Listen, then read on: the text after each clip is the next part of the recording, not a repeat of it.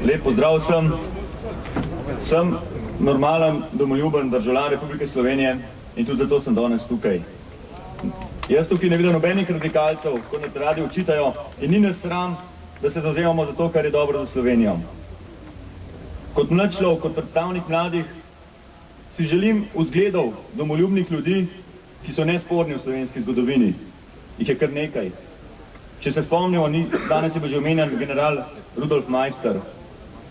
Naj vam preberem dva citata. Če ne bi bilo odločnosti in sposobnosti generala Rudolfa Maistra, je malo verjetno, da bi sploh dočakali neodvisnost in samostojnost Slovenije. In še drug citat. Maistrovo dejanje je pravzaprav ohranitev Slovenije in posledično predstavlja trdno osnovo, iz katere je zrasla slovenska država.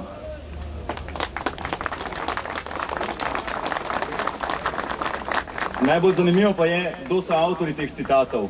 Prvega je avtor sedanji predsednik Republike Slovenije, gospod Danilo Türk, in drugega je avtor predsednik vlade, gospod Janez Janša.